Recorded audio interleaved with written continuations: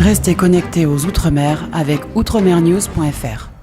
Je me trouve au ministère des Outre-mer en compagnie de Jenny Marc, la maire de la commune de Déhay en Guadeloupe. Elle est accompagnée de la directrice des 50 pas, de l'agence des 50 pas géométriques de la Guadeloupe. Alors, Madame Jenny Marc, quel a été l'objectif, quel a été le contenu de cet entretien ce matin avec la ministre des Outre-mer, Éric Cabaret? Alors, nous sommes venus, Madame Roquebert-Gobson et moi-même, à la rencontre de la ministre afin de lui présenter les nouveaux enjeux, afin d'échanger avec elle sur les nouveaux enjeux dévolus à l'agence, notamment au niveau du document stratégique que nous devons présenter pour le 1er janvier 2018, ainsi que échanger avec elle aussi sur la stratégie que nous allons mettre en place pour réaliser le programme, le projet, le PPI, projet de programmation d'investissement pour les 4 années à venir, puisque vous savez que d'ici 2020, l'agence, sous sa forme actuelle en tout cas, n'existera plus. Alors, avec moi, Myriam Roquebert-Gobson. Alors, parlez-nous en 2 mots de cette agence des 50 pas géométriques en Guadeloupe. Donc, l'agence des 50 pas géométriques est un établissement public de l'État qui a 2 missions principales. La première, c'est la régularisation des occupants qui ont construit et qui habitent cette zone. Et la deuxième, c'est l'aménagement et l'amélioration du cadre de vie de ces occupants. C'est un relais indispensable entre les communes et l'État pour tout ce qui concerne l'aménagement de cette zone littorale et le mieux-être de la population qui y vit. Il y a une écoute attentive de la ministre pour vos revendications concernant cette agence? Absolument, il n'y a pas de revendications, c'est beaucoup d'enjeux et d'enjeux qui doivent être partagés entre les communes, les collectivités majeures, l'État et surtout les occupants et la région qui doit à terme au 1er janvier 2021 devenir propriétaire de ces espaces. Important.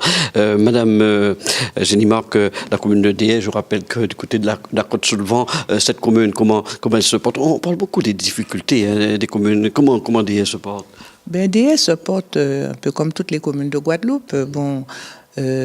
Certes, aujourd'hui, on ne peut pas dire qu'elle connaît une situation florissante, puisque nous connaissons la situation. C'est pas la peine de pleurer à chaque fois, mais simplement de voir avec les moyens dont nous disposons comment apporter des réponses aux problématiques quotidiennes de la population. Donc, ce que nous essayons de faire sur le plan de l'éducation, sur le plan de l'aménagement, sur le plan de la jeunesse, sur le plan de la culture, etc. Nous faisons en sorte que le Déhésiens et ceux qui nous visitent se sentent bien sur le territoire. Une commune qui avance?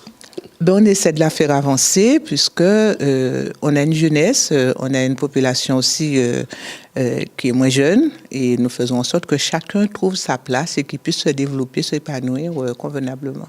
Est-ce que d'autres sujets ont été abordés ce matin avec la ministre? Non, nous étions venus essentiellement pour parler des 50 pas géométriques puisque je suis depuis mars 2016 présidente par intérim et donc c'était important de faire le point avec Madame la ministre aujourd'hui pour que nous puissions bien, mettre en adéquation les directives avec les propositions du ministère. C'est un dossier très très important, on en parle régulièrement, que ce soit en Guadeloupe, en Martinique, ces 50 pas géométriques. On va enfin trouver des solutions et y aboutir un jour. Je pense qu'on va aboutir. Après, le pas de temps qui concerne le règlement des problématiques foncières est un pas de temps qui est très long.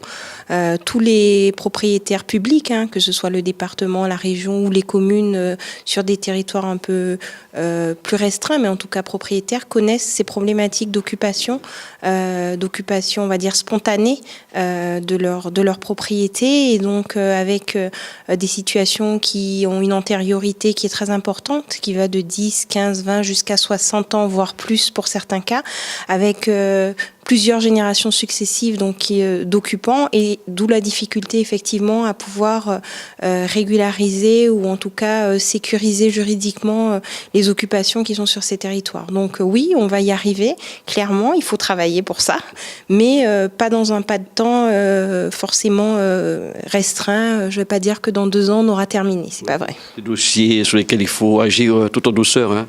Effectivement, et dans la compréhension des uns et des autres, et surtout dans la transparence, ce que nous souhaitons, c'est qu'il y ait la confiance dans le travail que nous faisons et que chacun y trouve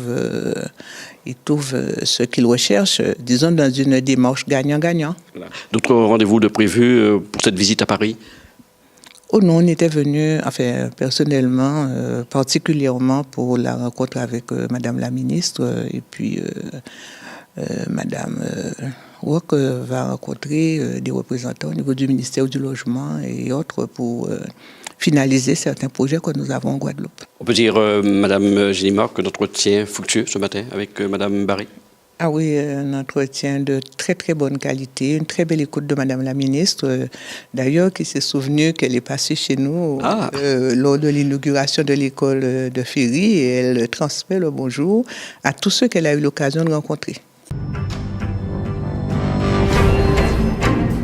Restez connectés aux Outre-mer avec outremernews.fr.